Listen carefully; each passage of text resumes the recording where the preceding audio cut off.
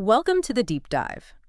So, if you've noticed your social feeds are suddenly full of things like retrogrades, rising signs, well, you're definitely not the only one. Today, we're taking a really close look at this surprising boom in online astrology, and maybe more importantly, the sheer amount of resources out there for you, the learner. Serious stuff, fun stuff, philosophical stuff, it's all there. We're diving deep into what's become this huge, very Insta-friendly moment, hasn't it? Especially for millennials and Gen Z. Oh, absolutely. It's not just the newspaper column anymore, not by a long shot. Mhm. This is detailed, it's digital, it's personal. Right. And it's fascinating when you look at the why. I mean, our sources keep pointing to this period of intense global uncertainty we're in. You mean economic stuff, politics? Exactly. Economic flux, information overload, political volatility, just a general sense of chaos. And astrology seems to step into that void. It meets a need. Mm. How, though? How does looking at planets help someone navigate all that chaos? Well, for one thing, it's a pretty low commitment way into spirituality for many people. But crucially, it offers a sense of grounding. Grounding. Okay. Yeah. If the world feels random and unpredictable, astrology tries to put events into context. It suggests this big, predictable sort of cyclic cosmic order. So it's like saying, this isn't random, there's a pattern here. Precisely. There's a reason for this season, and here's a kind of map. It gives people an anchor, something to hold on to against all the unpredictable stuff happening. Okay, I get that. That's the real draw then. So our mission today is basically to help you cut through all the noise online. Whether you just want a fun daily horoscope, or you're looking for serious study, or maybe tools to, map out your own chart, we're aiming to give you the definitive digital guide. Sounds good. Where should we start? Let's begin with the most accessible places, kind of the digital front doors to the cosmos, if you like. First up, Cafe Astrology. Yes. Cafe Astrology. It's maybe not the glossiest site out there, but it gets a lot of praise for being clean, easy to use, very beginner-friendly vibe is how sources put it. This is where you might go to get your footing. And I think its main draw, its big selling point, is that it offers a free natal chart report, your birth chart, and it's seriously comprehensive. Not just a little summary then. No. These are detailed reports. They can give you this instant hit of self-knowledge.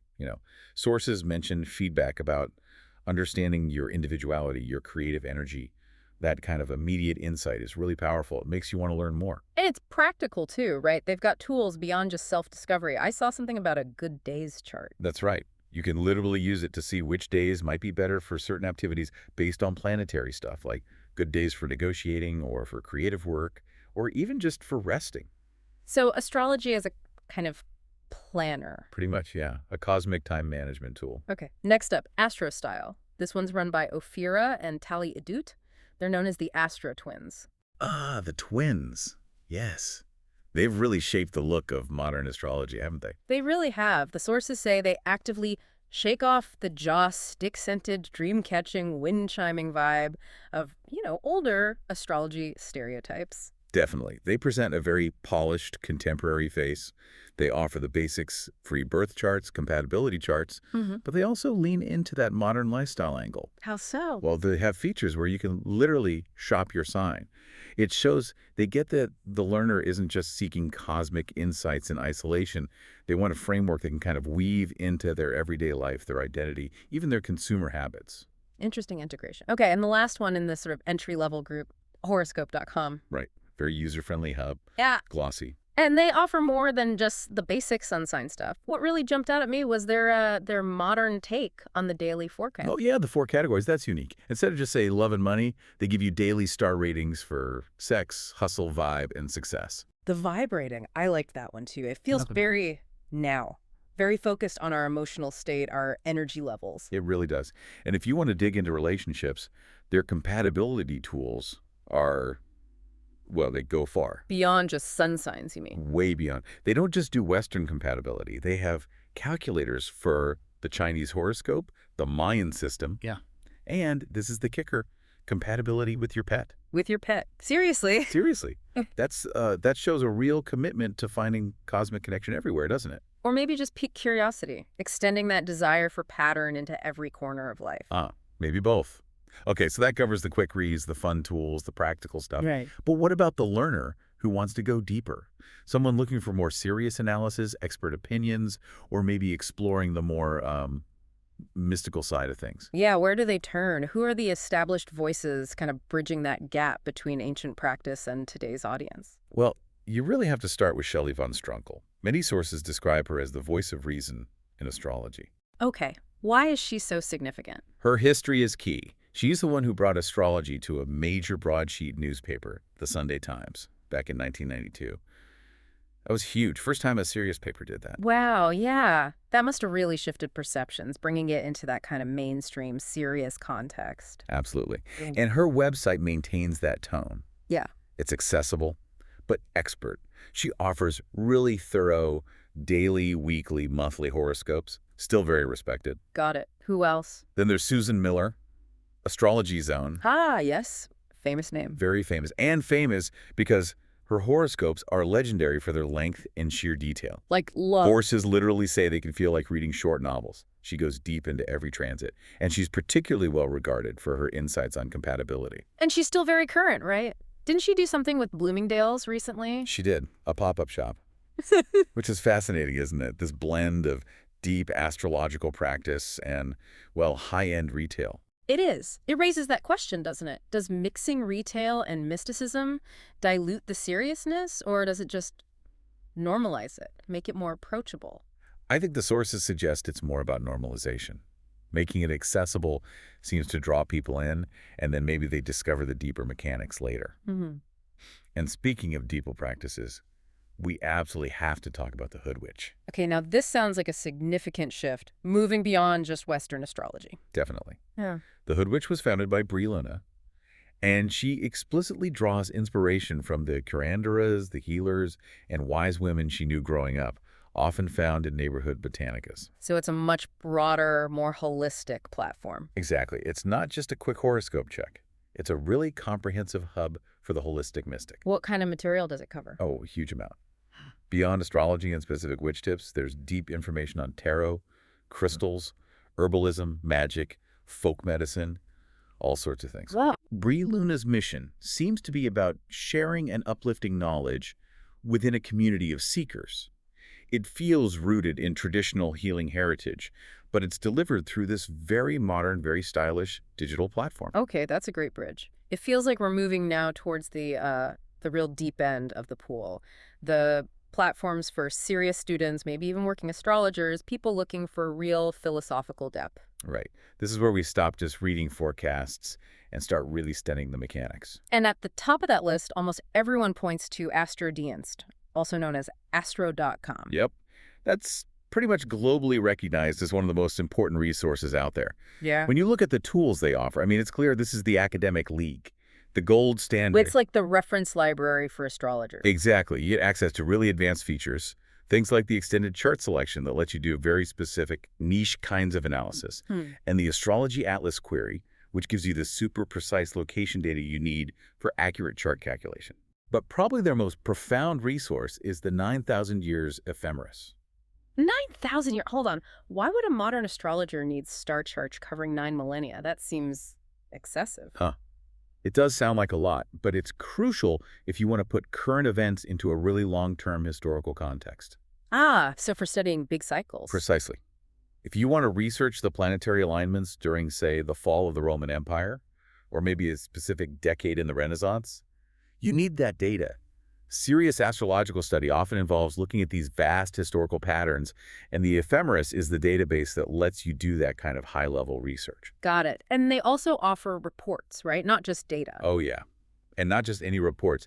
They have interpretations written by world-renowned experts, people like Liz Green, who basically pioneered using computers for horoscope interpretation back in the 80s. Liz Green, right? Heard that name. Her reports are often cited as the world's best horoscopes because they have such incredible psychological depth. They're really insightful.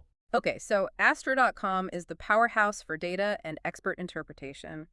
What else is out there for the serious student? Another important one is AstroTheme.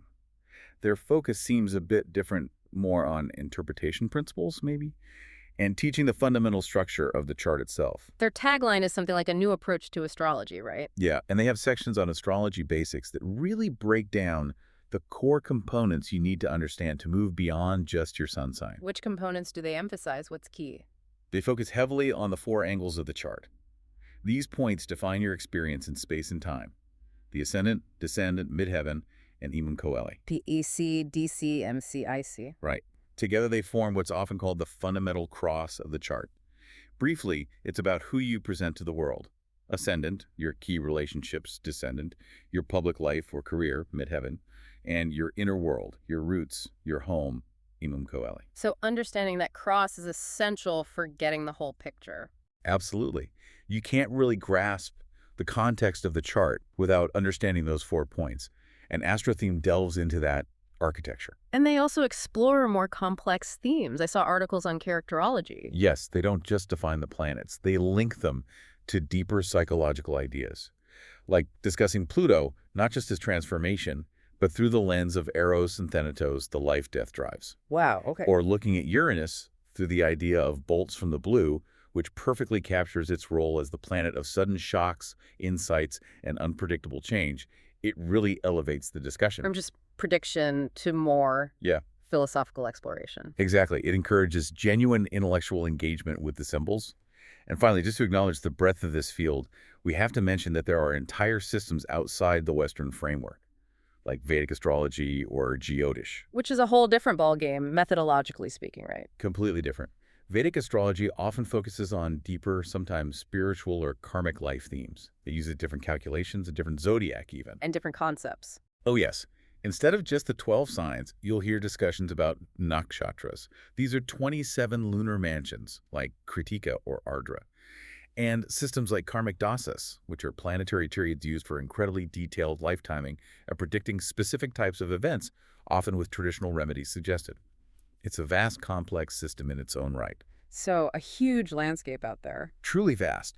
Okay, so having kind of mapped out this digital territory, maybe we should pull out a few specific, really memorable details from the sources, things that kind of stick with you and illustrate some core ideas. Good idea. Like what? Well, there's the intriguing concept of time twins. Ah, right. The idea that two people born at almost the exact same moment in the same place might live out weirdly parallel lives. It sounds pretty wild. It does. And the most famous example that always comes up in the sources is Samuel Hemming and King George III of England. Okay, tell us about them. They were born. Both born on June 4th, 1738. Hemming was an ironmonger. George was.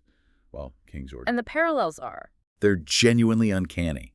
Sources say Hemming opened his business on the exact same day George III was crowned king. Whoa! They both got married on the exact same day. They had the same number of children, same genders. And the most striking part, Let me guess.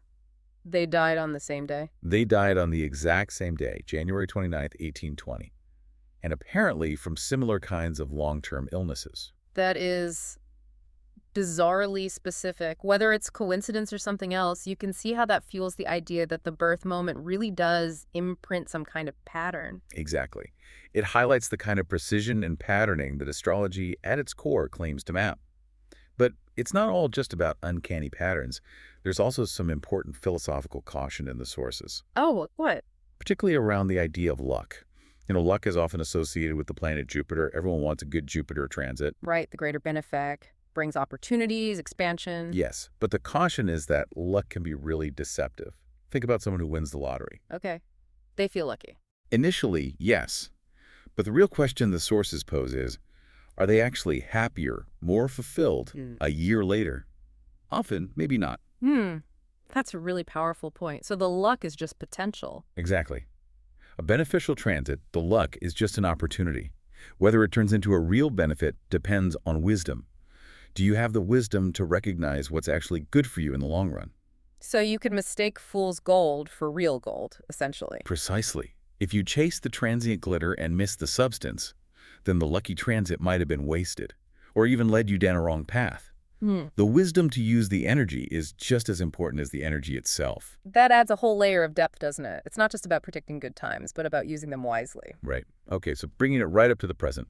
Since this deep dive is happening right now, October 24th, 2025, let's quickly look at the immediate cosmic weather. Based on the ephemeris data, what's the vibe today? What energies are potentially affecting you, the listener, right now? Okay, lay it on us. What's happening up there? Well, we're actually dealing with some pretty intense and somewhat conflicting energies today. The main theme is tension. The sun is in Scorpio, and it's making a square aspect to Pluto. Sun square Pluto. That sounds heavy. It can be. It's a transit that often pushes for deep emotional work. It can manifest as feelings of mistrust, maybe some emotional heaviness. Or it puts a spotlight on issues of inner power versus external control or manipulation. It's a time when facing difficult truths might feel unavoidable. Okay, so intense, maybe a bit suspicious, digging deep into power dynamics. Is there anything balancing that out? Any relief? Thankfully, yes. Later today, there's a shift. Mercury forms a really lovely trine aspect with Jupiter. Ah, Mercury-Jupiter, communication meets expansion. Exactly. This acts as the kind of counterbalance. It can bring a sudden boost in confidence, maybe some unexpected good feedback, or just the ability to see the bigger picture in a helpful way. Constructive thinking. So we've got this internal scorpionic intensity, maybe grappling with some tough stuff. But then comes this opening for clearer communication, optimism, maybe finding the right words or having a breakthrough idea. That's a great way to put it. It's like a day for doing some deep internal work, perhaps confronting something challenging, but then finding the intellectual confidence and maybe the right words to articulate it or to see a path forward with a bit more faith and wisdom. What a fascinating snapshot, and what a journey overall. We've really covered the spectrum, haven't we? From checking your daily vibe on horoscope.com Right. all the way to digging into 9,000 years of planetary data on astro.com, or exploring that deep psychological insight from someone like Liz Green. And that really highlights the core utility for you, the learner, doesn't it? It's about gaining perspective, gaining self-knowledge quickly, whether you feel like you need a detailed map because the world feels so uncertain, or you're simply curious about the deeper currents shaping your own life. These online resources offer so many different kinds of frameworks. They really do. Okay, so here's a final thought for you to maybe chew on, something to consider as you explore further. We talked about how this astrology resurgence seems partly driven by a need for cosmic order in uncertain times, right? It provides an anchor. Yeah, that sense of grounding. So here's the provocation. What happens when the cosmic maps themselves, the forecasts from the experts, start pointing towards more disruption? We're already seeing discussions about major planetary shifts coming up in 2025, 2026. Things like Jupiter moving into Cancer, Saturn shifting into Aries. Right, big ingress shifts that often signal change and upheaval. Exactly. Sources talk about the inevitable flux and doubt these transits can bring. So if the maps themselves start predicting uncertainty and change, what anchor do you ultimately choose? When the cosmic order itself seems to be emphasizing motion and change, what provides the stability then? That's a deep question, something definitely worth contemplating. Indeed. Well, thank you for joining us for this deep dive into the stars and the digital universe they inhabit. We'll talk soon.